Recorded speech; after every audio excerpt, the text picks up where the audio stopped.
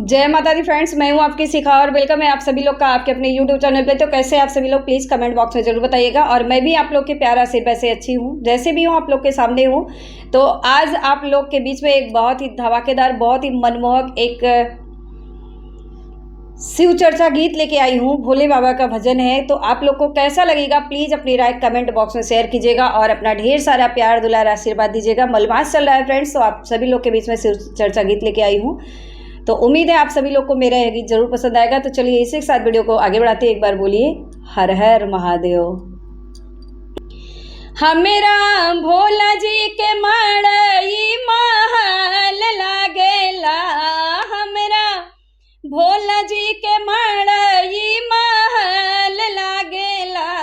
हवा झुरुर झुरुर बहे ला सुघर लागेला, हवा झुरुर झुरुर बहे ला सुघर लागेला। हमरे भोला जी के मड़ई महल लागेला, हमरे भोला जी के मड़ई महल लागेला। हवा झुरुर झुरुर बहे ला सुघर लागेला, हवा झुरुर झुरुर बहे ला सुघर लागेला।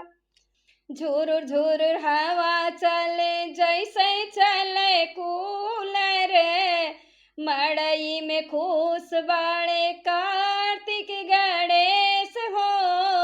एही जा सब फरसानी के हाल भइल बा, एही जा सब परसनिया के हाल भइल बा। हमरा भोला जी के मड़ई महल भइल बा, हमरे भोला जी के मड़ई महल भइल बा। हमरे भोला जी के मड़ई महल भइल बा, ये में झुरुर झुरुर हवा से सुघर भइल बा। हवा झुरुर झुरुर चले ला सुघर लागेला। चढ़ते चैतवा भोला जरे जैसे आगी, चढ़ते चैतवा भोला जरे जैसे आगी। मन कर कहवा जाईती घरवा से भागी, मन कर कहूँ जाइत घरवा से भागी।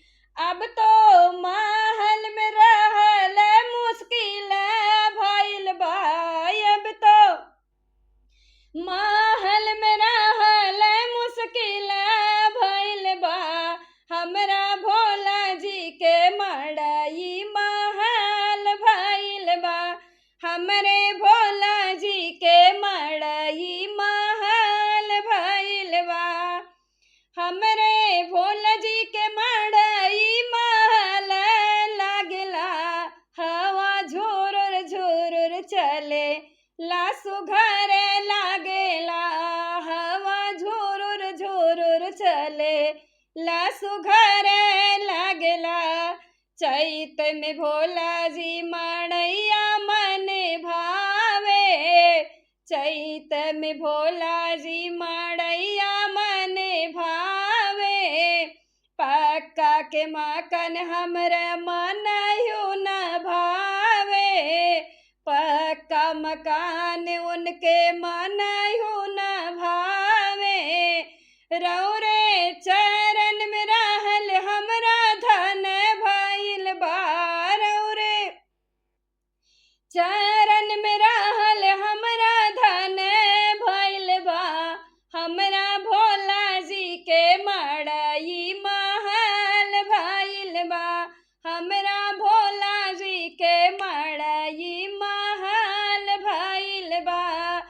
हमरे भोला जी के मड़ई महल लागेला, हवा झुरुर झुरुर चले ला सुघर लागेला, हवा झुरुर झुरुर चले ला सुघर लागेला।